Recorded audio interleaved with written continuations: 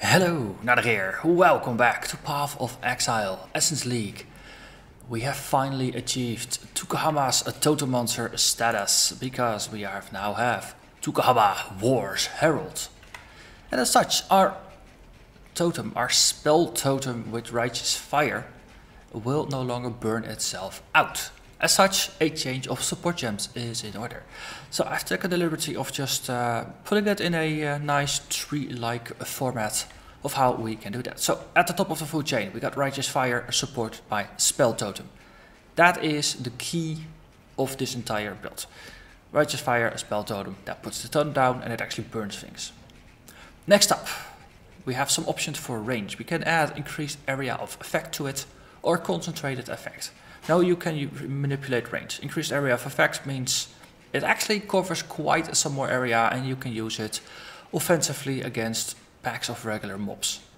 Works pretty darn well. Against bosses though, if you have a boss that's mostly standing in place, casting stuff at you or doing stuff at you, you could swap it out for concentrated effect, which has a 40% more area damage multiplier, which should really boost the damage by quite a bit at the expense of being basically making it a single target spell.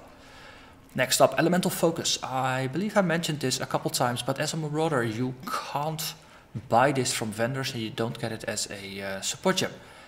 So you need to trade for it. The thing is, most of the items that you trade for, they cost chaos, and early on in the league you don't really have a lot of chaos. I currently have 4 chaos left out of the 9 I started with before I sat down to record and do some trading, and I'll get into why in a bit. But I managed to buy an Elemental Focus for 1 chaos, got some levels on it, got some quality on it. The quality increases elemental damage. It's not a more multiplier, it's an increased multiplier. So it's a nice to have, but it's not a must have.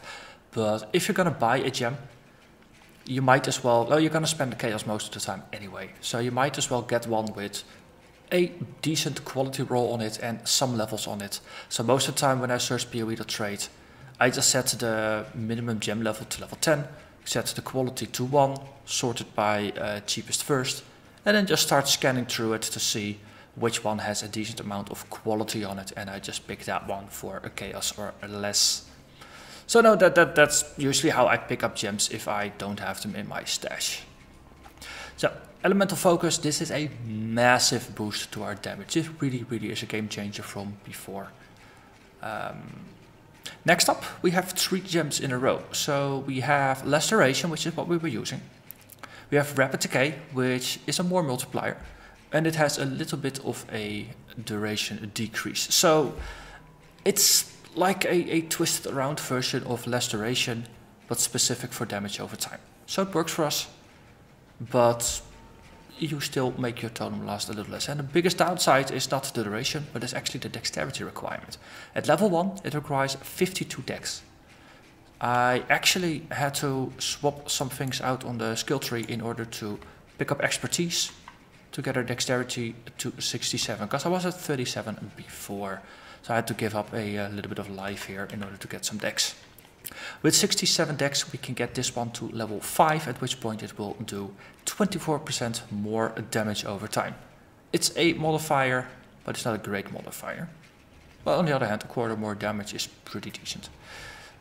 Laceration, well, it's no longer needed, because before, remember, we were using Laceration because our totem burned itself out, and it would burn itself out before half the time was done. So it really made sense to just chop down the time in half and get a little bit of damage in return. Now that we don't need it anymore, we can give it up. Alternatively, if you don't have dex, you can go for increased burning damage. The multiplier, it's an increased damage rather than a more damage. So it's just cumulative with all other sources of damage rather than multiplicative. So the effect of increased damage is going to be less. Upside, it's slightly cheaper, but doesn't really matter because Spell Totem or Righteous Fire is free to cast. And you keep your entire duration, and you don't have to spec into dex. So, next up, I traded for a new body armor. The old one we had was a 4-link. I figured we want a 5-link now to add in our new gem setup. So I looked and this one was too chaos. I added the lightning resistance on top because as you enter Merciless, you lose a bunch more resistances, 40 more than compared to Cruel. So you want to have all your elemental resistances at 135 between parentheses when you are standing in your hideout. Or you just stand in a Merciless and you'll just watch at the numbers before. So getting better body armor. Cold got fixed. I needed to add some lightning. Added some cold here and added some fire here. And that in total just fixed everything up. So why did I pick up a loricated ringmail, an armor and energy shield one, rather than a pure strength armor? The reason is that we have a bunch of blue gems. And it's really hard to roll a bunch of blue gems on a pure red armor. So that's why I went with a Templar armor. They still have a ton of armor, especially if you specifically search for that. Then you can still get really good rolls. And the energy shield is not really going to bother you too much. So, for now, I'm gonna go with Righteous Fire, Spell Totem, Increased Area of Effect, Elemental Focus, and from here, basically what I did, I just rolled some Chromatic Orbs against it. I wanted to get 3 blue gems to get this one in, 1 red gem, and the final one, if it was gonna be red or green, that would decide which of these gems I'm gonna use, because it's pretty difficult to just specifically roll a armor like this. So you just go with whatever you get, and green came up first, so that's why I traded in the skill point to get expertise, so we can use the gem. Really simple that way. So this concentrated effect, we're gonna keep it for bosses, but it's level 1. I just picked it up somewhere, so I wanna put it on my weapon switch and we level it up. Same for increased burning damage, we're gonna put it there, and less duration, but we don't have anything else there. On the other side, we got Determination, Purity of Fire, and Flame Totem. Just happily leveling along on our weapon switch. And that's a nice way for gems that you might want to experiment with in the future, or that you are hoping to level into. Just put them on your weapon switch and they will gain experience, just like everything else. So, I made another trade. Empire's Grasp. Wait, we already had one of those, didn't we? Yes, we did. But the previous one was Corrupted, and it only had 1 blue and 3 red sockets. And I wanted to experiment with our link for Shockwave Totem. Because Shockwave Totem, I gave it increased area of effect, but I also wanted to give it faster casting. Can't do that if it's corrupted into being red for the 3rd gem. So this way we get a Shockwave Totem that attacks faster, which means it hits monsters faster. And why do we want that? That's because of a property of Tukohama, Herald of War's Herald. Skills used by totems have a 20% chance to taunt on hit. The more often you hit things, and Shockwave Totem is the only skill we have that actually hits things, the more often we hit them, the more chances per second we have to actually taunt monsters, and therefore attracting them to the Shockwave Totem. So that's why faster casting is important now. Before it was a damage boost, now it actually has a utility because it's casting faster. That's why I made the change now, and I was already sitting down to trade. Anyway, so our DPS is just over 1400. Before I had this in a red one and I had Iron Will, and it was 1300 something. So for the DPS you really don't have to make the switch. If you have the faster casting lying about, might as well use it. For faster casting, more quality adds more increased casting speed, so it is worth, if you're going to trade for it, pick up some casting, some quality, because it's actually useful. Final thing, yes, if you happen to roll 3 blue ones on this and a single red, don't roll it away. Actually, it is worth experimenting with something, and that is taking increased area of effect along with Curse on hit and Flammability. And then just forget about the added fire. Because then if you use your Shockwave Totem to apply the Flammability aura, that means everything that's gonna get hit will take increased fire damage. If you then put your Righteous Fire Totem next to it, monsters are gonna get hit, they're gonna get cursed, they're gonna get attracted, they're gonna get taunted, they move towards it, and they get burned up by Righteous Fire, and because they are cursed with Flammability, they're gonna burn up even faster. So, with all of that talking, let's actually do something. Let's actually murder something. Let's see how this all works out. I am surrounded by living corpses and dying Oriathans. So, oh, Shockwave Totem. It works pretty darn well. Righteous Fire Totem. Push. Push. That's like 2 frames and they're gone. Ooh, superior golden plates. I just traded for something else. It always happens that way. Armor Strongbox, let's see what's in there. Increased variety, freezes you when activated, more magical items. Revives the nearby dead. Okay, so we have anti-freeze.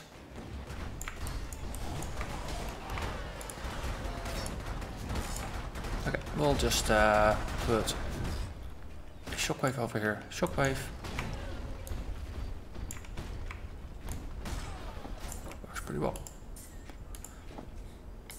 And we pick this up and we move onwards. So one of the resistances that I don't really have yet is Chaos Resistance. It's at -40. Could have been -60 if we hadn't picked up the Chaos Resistance from the passive skill tree. We're gonna fix that in the future.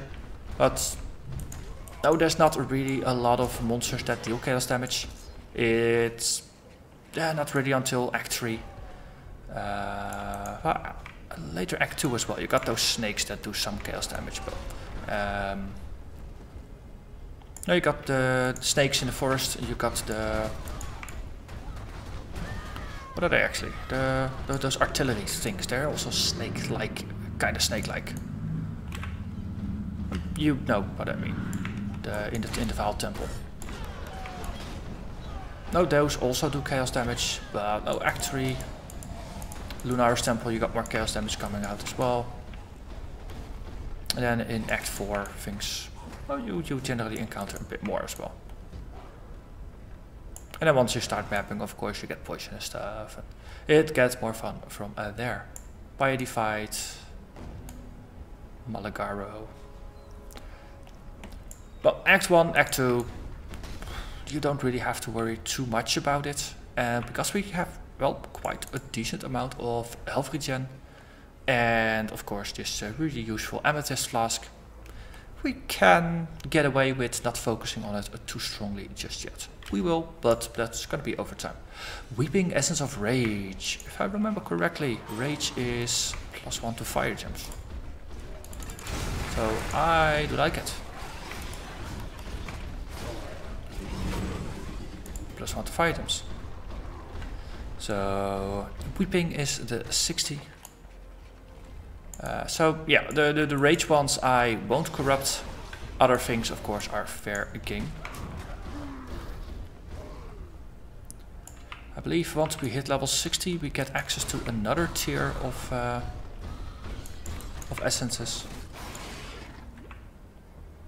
Until then, we are stuck with what we currently have.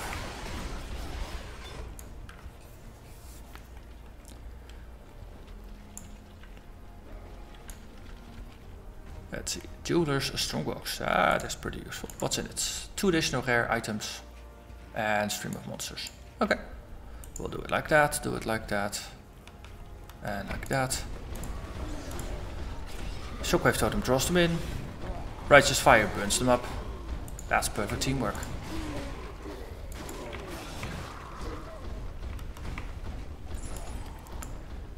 And the nice thing is, doesn't really matter what totem you have, if monsters start attacking it, they'll get hit for 80% of the totem's maximum life as a fire damage.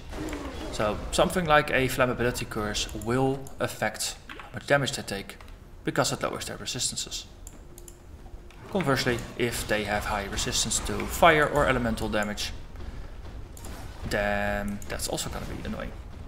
Rapid Decay just leveled up once. Gonna help a couple more times because it's a level 18 gem.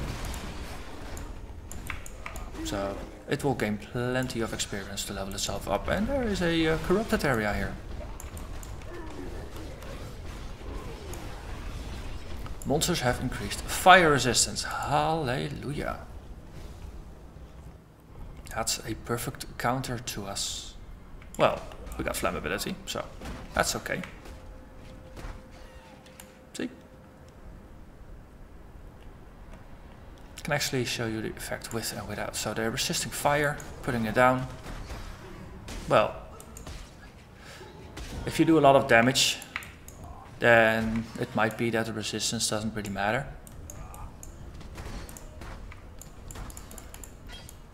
But you're kind of brute forcing it then, though.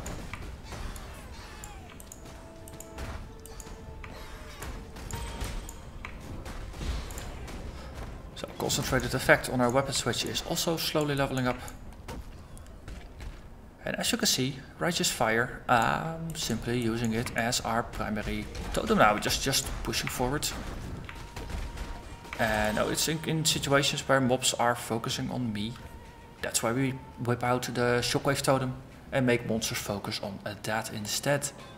And that's a lot of gems to level up. Righteous Fire, increase AoE, Golem, Burning, Duration, Shockwave, Vengeance, Determination, Flammability, Purity. I think the ones I don't want to level up are indeed all set to do not level up, which is useful. That's our, yeah, that's the entire setup there, so we're good.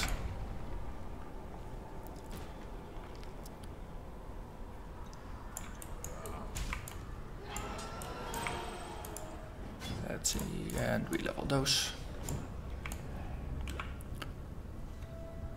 And we have arrived at our destination. So these are tougher, but if we strip their resists. Also they're focusing me now, so let's put a Shockwave up to remind them who is really the enemy. And that's of course the Shockwave Totem. That's their true enemy. They don't know about me, they don't have to know about me. And they're gone. And you are gone as well. Yes, yes.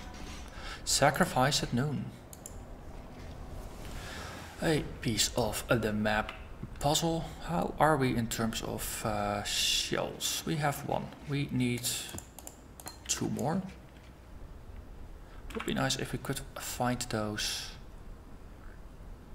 without finding any other useful items to pick up. Put the seashells to the side. Otherwise we have to make a down stop and empty your pockets or leave items behind, which is also not an ideal thing. So I think the game should just make it easy on us and not drop anything useful.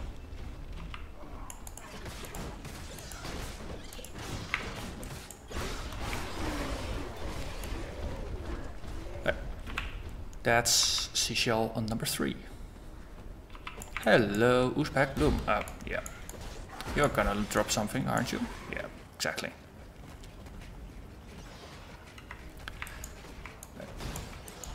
Put you aside. It's a scepter. That might be useful to just have a look at. It's just one that we sell. It could have been pretty decent with the +2 to fire gems, for example, which would have been pretty nice for boosting our Searing Bond damage, because it's currently still working with a +1. Did we find out where we have to go? Seems like we have to follow the wall and it might be over there. Yes, it is.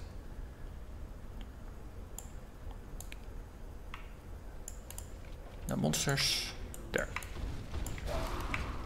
Wall of Regret. Well, we can pick that one up. We got space. Yes, we got space for currency.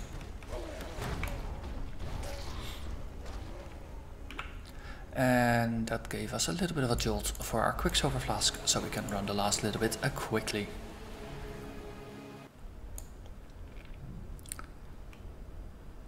And then the waypoint. So let's empty our pockets and then we'll continue onwards to the ledge at least.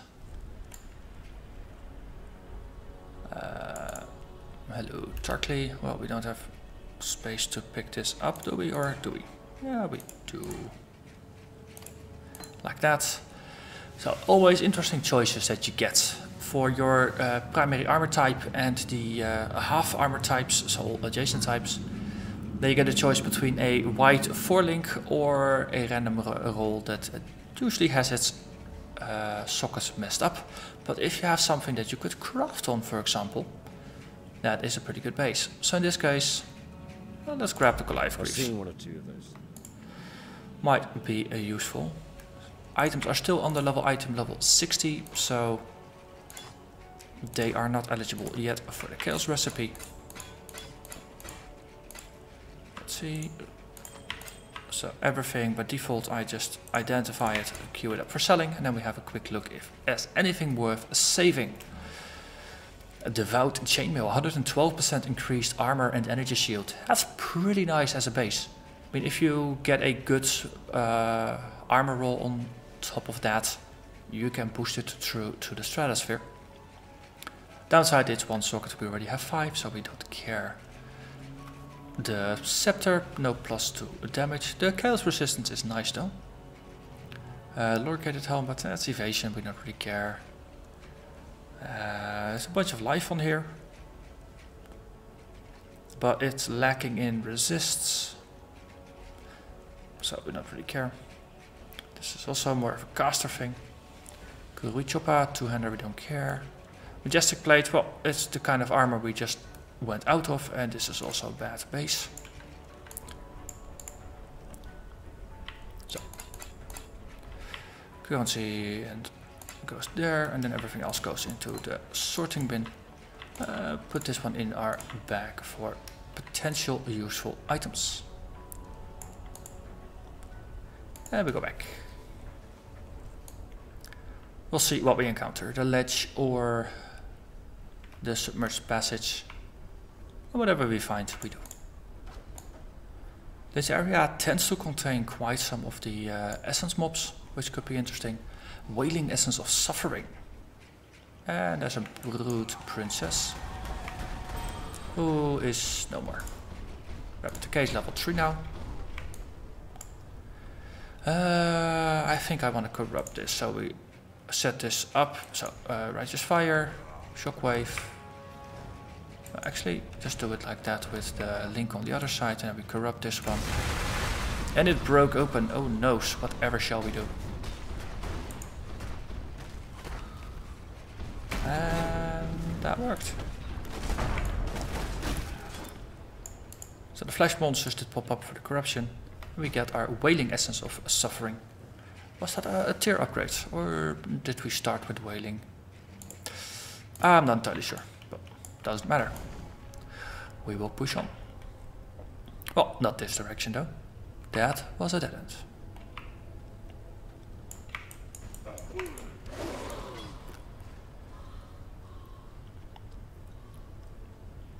I do like the corrupting of the essences element. Well, you get some unpredictable results. Well, unpredictable. It's within known parameters. It is unpredictable since you don't know which of the 4 different effects are gonna happen. And every once in a while, it will just randomly pop up. Gonna get the... Yeah.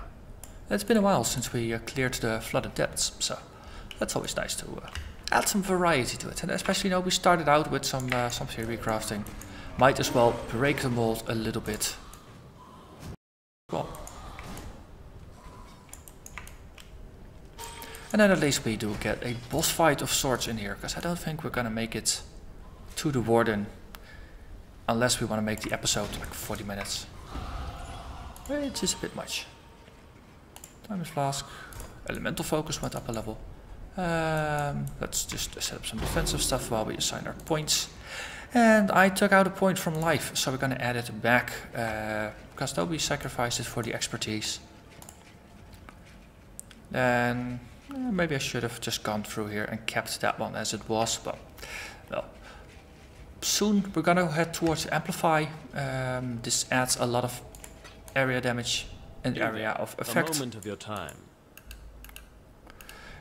Keep the target on low life. We can do that actually. We can do that. The thing though is that we can't really do a lot of damage because we don't want to burn it out.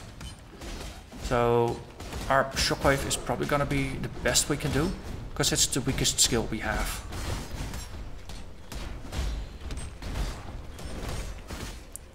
Okay, okay. It has some regen and we didn't kill it. Pick up the Shockwave Totem just to unsummon it. And then we'll just run our circles. Wait, seriously? It regened. Bugger.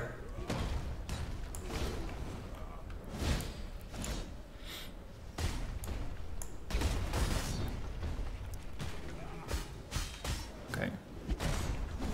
Just have to make sure we don't kill it accidentally.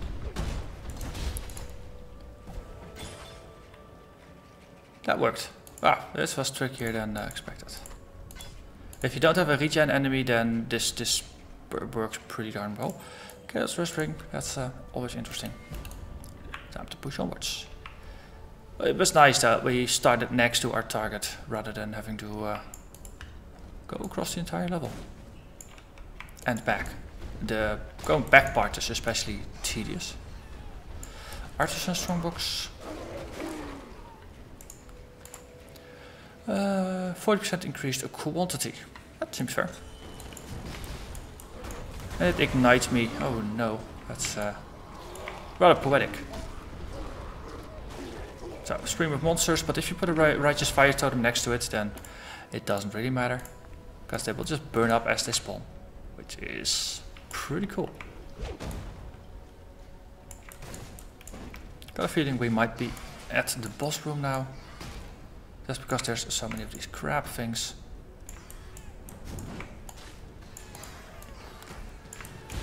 Righteous Fire is yet another one of those skills that really makes it easy to deal with these guys. Make them flammable, makes it a lot easier. Just recast. Boom.